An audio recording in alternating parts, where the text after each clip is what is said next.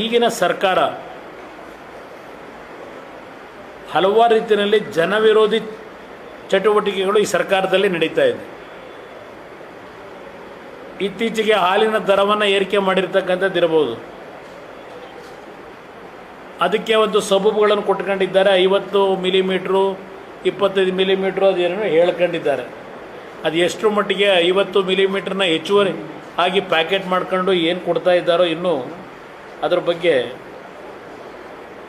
ಸರ್ಕಾರದಿಂದ ಸ್ಪಷ್ಟತೆಗಳು ಇಲ್ಲ. ಒಂದು ಕಡೆ ಬೆಲೆ ಏರಿಕೆ ಮಾಡಿದ್ದಾರೆ, ಹಾಲಿನ ಬೆಲೆಯನ್ನು.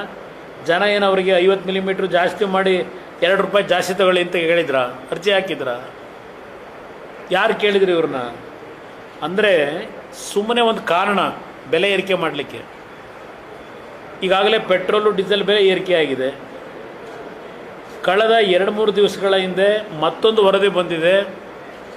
ಹಿಂದೆ ಸನ್ಮಾನ್ಯ ದೇವೇಗೌಡರು ಪ್ರಧಾನಮಂತ್ರಿಗಳಿದ್ದಾಗ ರೈತರ ಹನಿ ನೀರಾವರಿ ಪದ್ಧತಿಯನ್ನು ಪ್ರೋತ್ಸಾಹ ಕೊಡಲಿಕ್ಕೆ ರೈತರಿಗೆ 90% ಸಬ್ಸಿಡಿಯನ್ನು ಕೊಡ್ತಂಥ ಒಂದು ಯೋಜನೆ ಏನಿತ್ತು.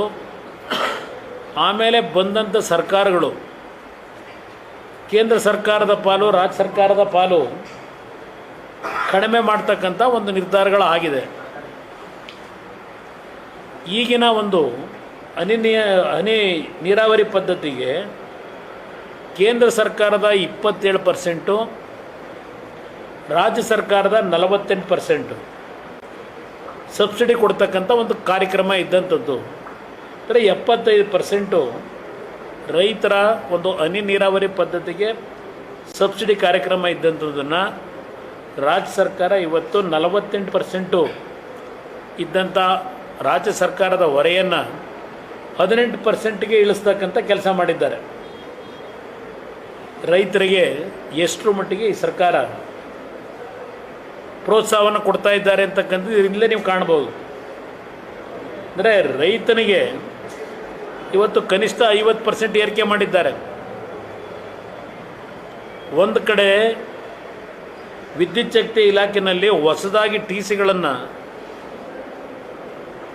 ರೈತರು ಪಡೀಲಿಕ್ಕೆ ಅರ್ಜಿ ಹಾಕಿದ್ರೆ ಸುಮಾರು 2.5 ಲಕ್ಷ ರೂಪಾಯಿಗಳನ್ನು ರೈತ ಕಟ್ಟಬೇಕು.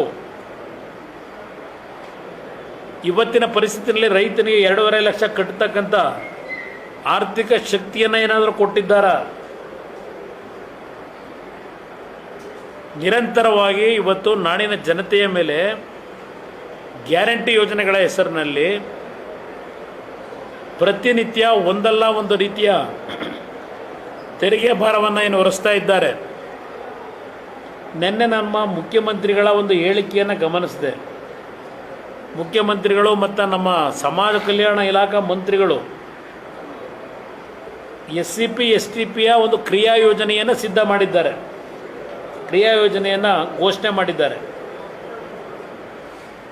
ಮುಖ್ಯಮಂತ್ರಿಗಳು ಹೇಳಿದ್ದಾರೆ 39,000 ಕೋಟಿ ಕ್ರಿಯಾ ಯೋಜನೆಯನ್ನು ತಯಾರು ಮಾಡಲಿಕ್ಕೆ ಒಪ್ಪಿಗೆ ಕೊಟ್ಟಿದ್ದೇವೆ. ಇವತ್ತು